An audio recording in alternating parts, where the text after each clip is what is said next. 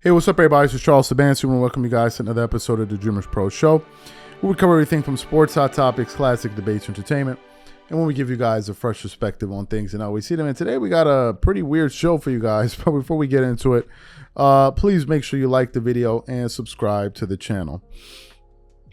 As you guys know, Shannon Sharpe has been a big hit on ESPN First Take, and it's something we're going to talk about. But before that, obviously, he was on a pretty popular show at FS1 called Skip and Shannon's Undisputed. The show had been on air for 6+ years, and when the show started, I thought it was a pretty good show. Obviously, over time, I thought that some of their topics began to get stale because they would talk about 4 or 5 things every single day, and it became pretty repetitive, and I thought that was boring. But nevertheless, they were still getting 100,000+ viewers to come in every single day and watch the show. Now, if you know anything about the people that conducted this show, and Skip Bayless and Shannon Sharpe, number one, you know that Shannon is a very passionate person.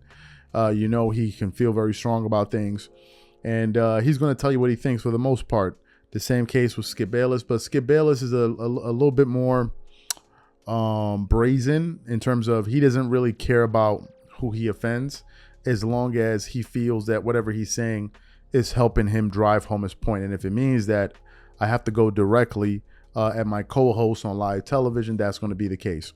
Now, prior to the separation of the breakup between these two gentlemen, we had actually been producing shows on our channel for well over a year, where I was saying that I noticed some discomfort between the two of them. I said I always found it a little bit telling that before the show commenced, at the end, in the beginning, you would always see Shannon Sharpe reach across the table first to give Skip Bayless a dap. And some people said, oh, man, you're reading too much into it. They had some blow-ups on television. Oh, my God, they're just doing this for TV, man. You read too much. This is what they're supposed to do because, these people know. And I used to say, I always said it. I'm going to reiterate what I used to say. Excuse me. I said, if these guys were as good as actors as you believe they are, they would be somewhere in a Hollywood set. That's what I said. But then the beginning of this year happened. The Damar Hamlin situation came out, and we all know about the blow up. We covered it around January. And then there was a Tom Brady thing, right? Where they were kind of going back and forth about Tom Brady. As you guys know, Skip Bayless is a huge Tom Brady supporter, and he took some below the belt shots at Shannon Sharpe on television. And a lot of people felt like that was the straw that broke the camel's back.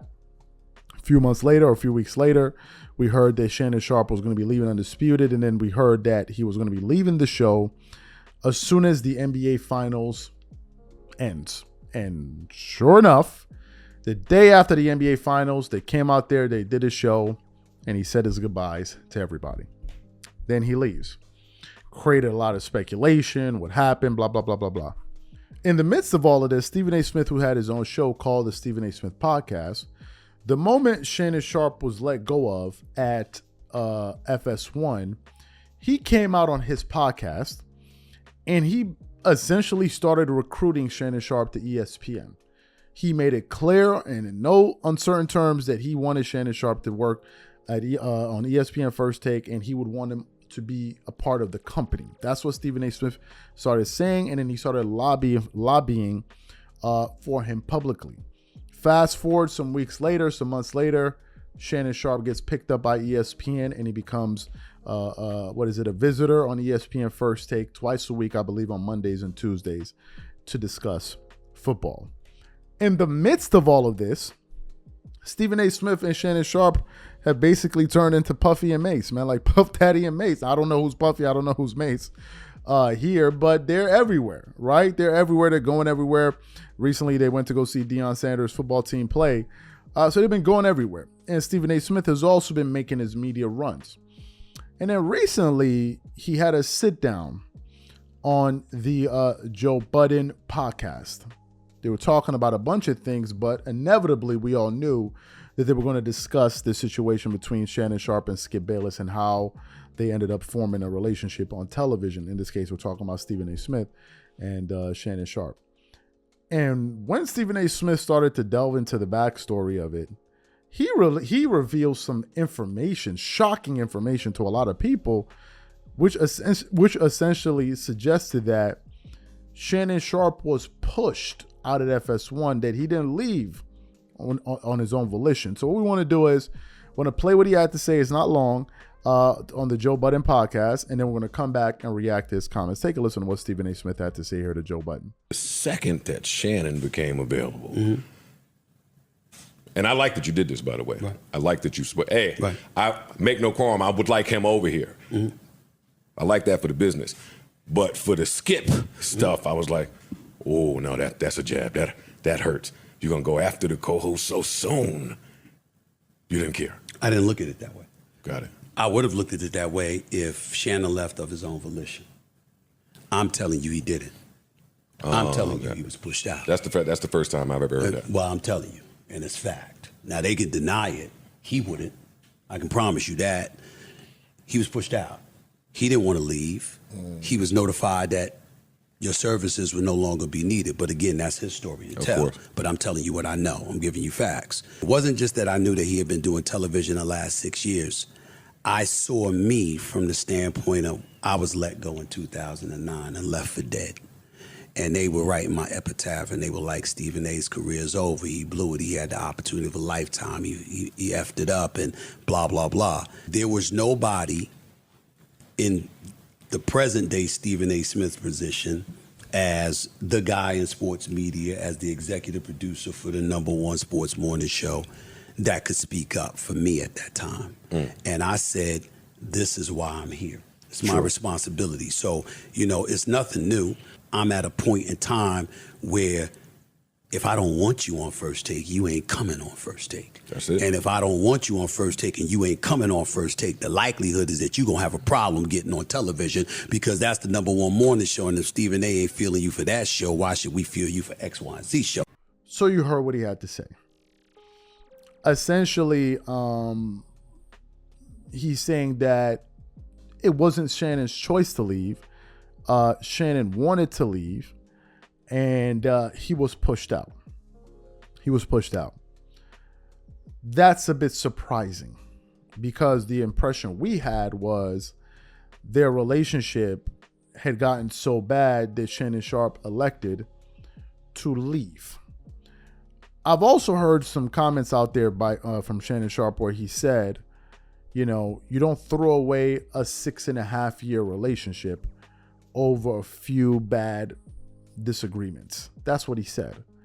But for Stephen A. Smith to say that, it means that #1, he's obviously connected to the situation, and he knows what really went down, because he said, and if you ask Shannon Sharpe, he would agree as well. Which makes you then begin to wonder, well, what happened? What really happened? Did Skip push him out?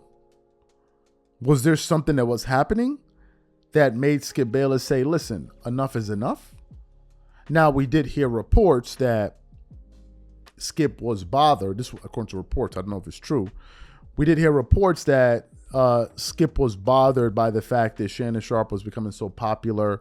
Obviously, you guys know Skip Bayless has his own podcast called The Skip Bayless Show. And it's not doing very well. And by the way, let me just touch bases on this. Yesterday, I ran into a segment from Skip Bayless' show. If anyone who runs that show, watches that, who's in charge of that show, sees what we have to say here, I'm just going to give you guys my opinion as an outsider and as a viewer. Why is Skip Bayless reading into the camera? I don't understand that. Skip is sitting there in front of a camera and reading his notes. If that's the case, why even show his face? It's not engaging to sit there and look at somebody read a piece of paper. #1. #2, it makes a lot of the things that you're saying seem contrived. Now, meaning that, it's so calculated, because you're essentially writing down every single word that you're saying. It doesn't seem, it's not free flowing, it's not natural. Now, I'm not saying that you shouldn't have notes. I used to write down a lot of what I said before we did show. I did that for like at least the 2,000 videos. The shows that we produce here, I wrote down every single note. It would take me forever to research, but then I learned to consolidate the information in my mind and made sure I had a grasp of it. And I actually learned that from Jordan Peterson. Jordan Peterson said when they asked him, how can you go give an hour and a half, 2-hour lecture, whatever it is, and not really use notes? And he said, the way that I'm able to do that is to ensure that I have an absolute command of what I'm talking about. Therefore, I can go anywhere in any direction with the topic, but then also have a mental alert system in my head, which allows me to kind of go back to my original train of thought. You do it over time, you begin to master it. I don't know why Skip is doing that. But anyway, back to the point. Skip's show is not very successful, the Skip Bayless show. But then when you look at Shannon Sharpe's show, it's wildly successful. Club Shay Shay is doing extraordinarily well. And now he just inked a deal with the Volume with Colin Cowherd. And now I see him doing a show with Chad Ochocinco. So maybe there was some of that there that maybe Skip felt that he was being threatened in terms of, on paper, he's the A side. But in reality, this guy is more popular than me on my own show. Was there an aspect of that? I don't know. But what Stephen A. Smith is saying makes one begin to think, well, if Shannon didn't leave that show willingly, then what caused him to get let go? This is the question we have to ask. What caused Shannon to let go? And finally, why now? Because Shannon Sharpe and Skip Bayless have been having disagreements on television for years. Skip, you're going to let me talk? You're going to let me? They've had this before. But what happened this time around? What really took place? And we're going to delve into this in another show that we have coming out today, depending on the order in which you're seeing this show, that goes into some of the comments that Jason Whitlock put out there that we're going to touch on a little bit. But it really makes you wonder, what really went on behind the scenes that caused them, according to Stephen A. Smith, to terminate his contract and essentially buy him out? What really happened? And the thing I just can't stand that Stephen A. Smith and these guys do sometimes, which really annoys me, they'll say, for example, you see LeBron James? Yeah, there was a time when LeBron James got jumped and he got beat up. But I would never go into his personal business and tell you all of that information. I'd rather allow him to do it. So why bring it up? You already said the thing. You might as well complete the thought. Shannon Sharpe was pushed out of FS1. You better believe it. But I won't go into all of the details of what happened because that's up to him. Then, bro, why are you bringing it up? Because you know when you say something like that, inevitably people are going to want to know, okay, so what happened? Now, I would never divulge that information publicly. You just told the biggest part. If I say, oh, I saw so-and-so person get knocked out, I pretty much said the story. Now all people want to know is, how did it happen? But the embarrassment is already out there, so you might as well just finish the point. What is this? Oh, I heard, but I would never put it out. You've already put it out there. Because had you not said it, none of us would have known it. It's like some kind of dry snitching or something. I don't know how you would call it. But anyway, these are my thoughts here. The question I have for the audience is simply this. What do you think about what Stephen A. Smith had to say? Do you think that there's any validity in what he's saying? And more importantly, do you believe that Shannon Sharpe was the victim in the situation in terms of he was done wrong at FS1? Or do you think that maybe Shannon did something that caused them to let him go? Whatever you guys think, please leave your thoughts and comments in the comment section, and we'll definitely catch you guys on the next show. Peace.